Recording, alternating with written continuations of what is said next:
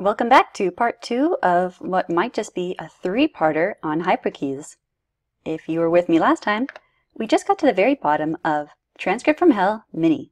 Obviously it's called Mini because it's quite small. On the very last line, we just covered how arthroscopic was picked up by the info bar, and after you make the right selection, it will then give the info bar will then give you the option of saving that stroke combination of stroke definition into your dictionaries. Here we have another example, surgery. Again, look at choice number 3. If you remember, the 2 in parentheses means that it affects the next 2 strokes. That's what I want. And when I click it, that's where you can see the question. It goes in which dictionary, and I can then make my selection. The very last line of this one has, "It's fine now," but it forgot to, this writer forgot to include the apostrophe, or maybe just didn't do the right stroke. Now this is a very useful hyperkeys because it's very annoying to be in your new text and make the adjustment. All you do is look at the very upper left-hand corner of your key. You should see something that looks like a little tilde and an accent mark. Click it. And what it does is it input the apostrophe here, right between the it and the s. Let's click it again. Oh, it moved it to the outside. One more time. It added the apostrophe s. And one more time, and it then gets rid of it. So you can toggle for 4 different options regarding where you want an apostrophe s, or apostrophe by itself, to appear in a word. Now if you click it several times quite quickly, this window pops up where Eclipse is saying, okay, I can't figure out what you want. Are any of these better options? That's just interesting to know if you get to that point. Now actually, before we move on from this, scrolling up to the top, there's something I completely overlooked here. In the very first question, he's asking, she is still working there? Yeah, grammatically that might make sense, but this is also a really great opportunity to use the reverse hyperkeys function. That is where I want to swap the placement of 2 accidentally transposed words. In this case, I wanted to say, is she still working there, rather than she is still working there.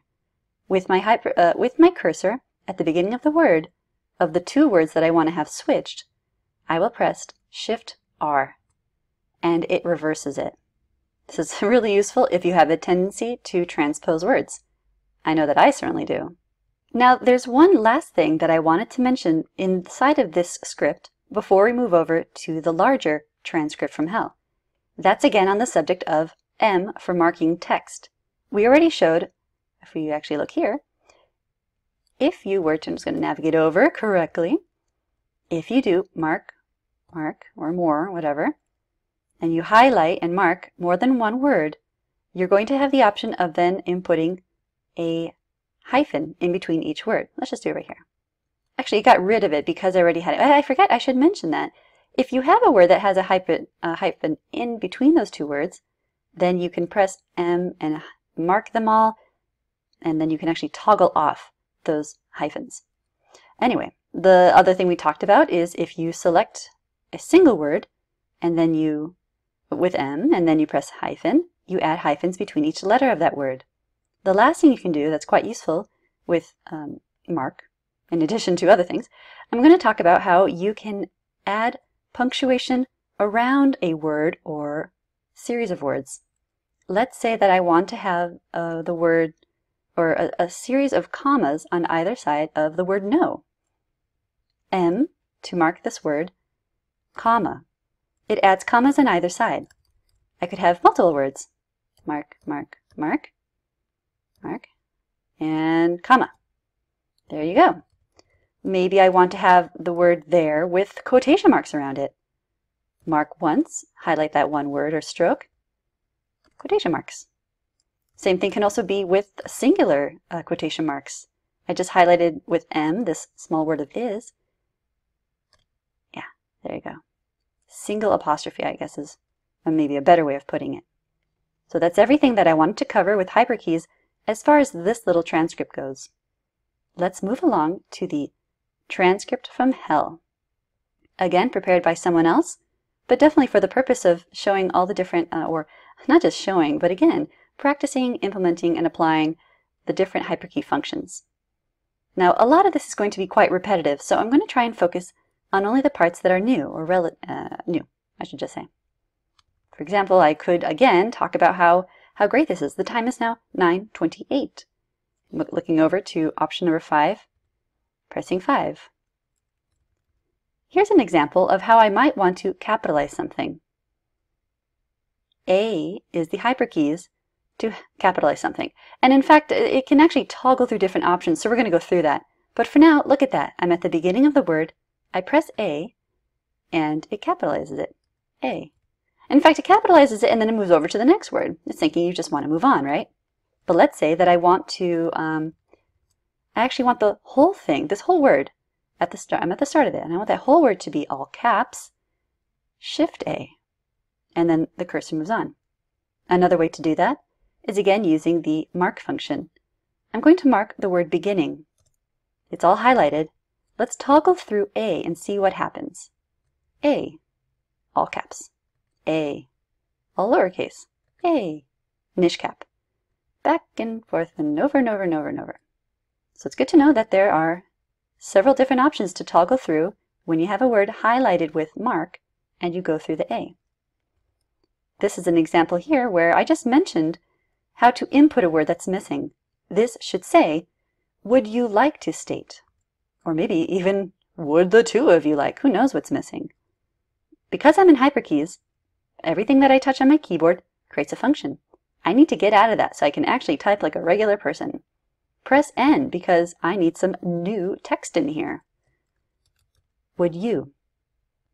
I can then press a space and it adds it. Another useful thing when you are adding new text is if you wanted to straight up replace a word. Let's say the word, would you like to state any agreements for the regard? Well, this should be record. Of course, in my case, I already have the correct option here, but let's say you don't. Press N to get into the right form. Actually, you'll notice that record's already here. I'm not really sure if that shows up with everyone, but this is only because the last time I was telling Eclipse I wanted to replace regard, I made record. And we're going to talk about that. So let's say, record, don't move anywhere. Press Enter once. To get back into hyperkeys, enter again. It deletes that unwanted word.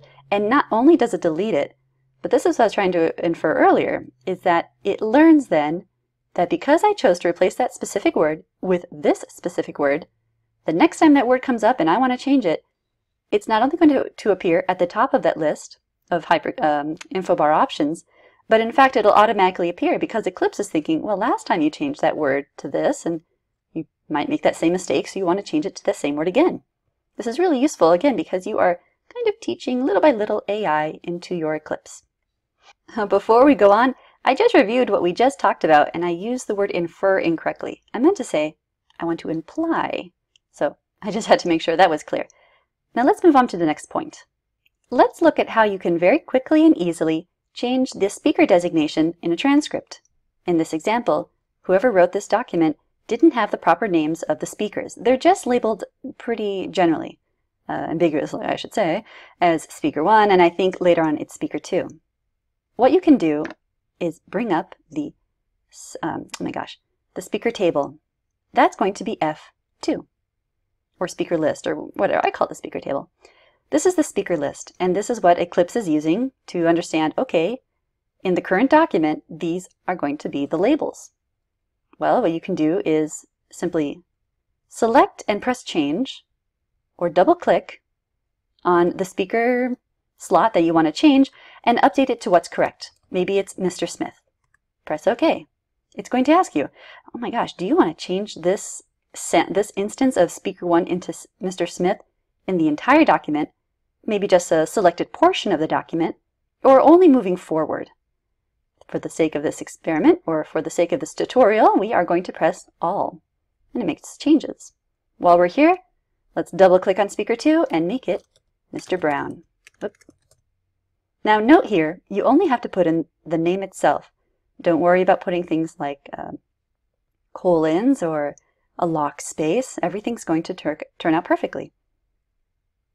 Okay, all.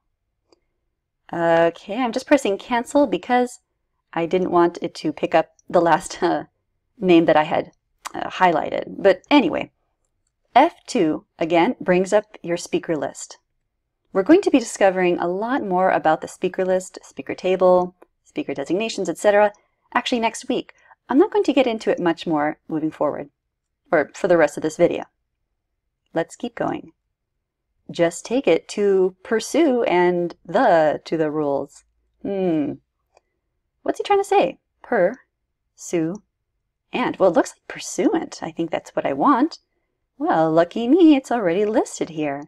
And in the case that it weren't, I believe what you can do, myself, I'm trying to figure this out more consistently, is press M to mark. You want to grab this stroke and the next, and maybe the next as well. I have all the strokes highlighted, marked, pursuant, and there, that number 1 option I need is right here. Notice it doesn't have to have the parentheses 3 because it's affecting, 3 strokes, because I already have it highlighted. I'll press 1. Perfect. Just take it pursuant to the rules. Let's look at the next line. Ooh, this is a perfect example of how we can use the F2 to bring up the speaker table and put the proper designation. Just take it pursuant to the rules. Well, okay, maybe he's talking to, I guess it was supposed to be the witness, but because we're still in colloquy, we haven't even started the examination yet. This is the incorrect designation. You would get some major points off in a test if you had this. Let's select, and unfortunately you have to kind of manually select that A. We're going to change it by pressing F2 and then clicking what we want. Well, we want the witness. All right, and he moves it over with the perfect paragraph spacing. This is an instance where he says this should be short with a period. My choice too. Now this is all pretty familiar already, so I'm going to move along until something that hasn't been covered yet happens. Well, these are all things I'm sure you would know how to handle by now. We need a paragraph break, F3. We need to have hyphens between this. Mark it, hyphens. Oh, here's something. I want to join this paragraph. It's been split unnecessarily. We have Mr. Smith talking. He says, really? Maybe he continues on. It's just a little humor, blah, blah, blah. I don't want to have it broken here. I want this paragraph to join the one previous. So that's going to be Control J, because you want to control the paragraphs, I guess. Control J. It jumps it right up. And if I wanted to split it, again, these are all related, Control P for paragraph break. Control J to join them. Control P to break them. Let's move on a little bit further down and see instances where, well, just to jump right to it, here we go. Okay. This should be a question paragraph. Ignoring everything above it, yeah, I could have joined it or whatever, but because I want to specifically focus on these next 2 features, which are very closely linked, and that is where you want to change a paragraph that you're in from a Q to an A or an A to a Q. In other words, making a paragraph break that already exists, and you want to make it into a question paragraph or an answer paragraph. And what you do is, so long as you are anywhere within this paragraph, again, it's an A right now. Oh, and rather than clicking on this and then making your selection, oof, that would take forever. Instead, all you have to do is press Shift Q. And that's, think of it as, I don't know, a Q obviously stands for question, like a question paragraph, and Shift Q, it's a big Q. He's a big question. He's going to take over the whole paragraph and change him. Well, because we're already doing this, let's say I wanted to change this into an answer paragraph. Now you might think, oh, A. No. A is for capitalization. What you want to do is Shift P. Awesome. I'm going to go back in time a little bit and remind you. We talked about how if you do P by itself or Q by itself, that jumps to the end of that paragraph and adds a period because it's assuming it's just a statement, right? Or a Q for a question mark. Well, think of those two as related to these two. The P gives you a period, but a Shift P, a big P, gives you a whole answer paragraph. A Q by itself, over here, gives you a question at the end of the paragraph, but a Shift Q makes the whole thing into a question paragraph. I really like them because I always consider them very closely related. And here we are almost up again of my 15-minute limit, but we only have a few things we're going to cover. So we're going to take a break here, and we come back. It's going to be the last of our 3-part section or 3-part video series on hyperkeys.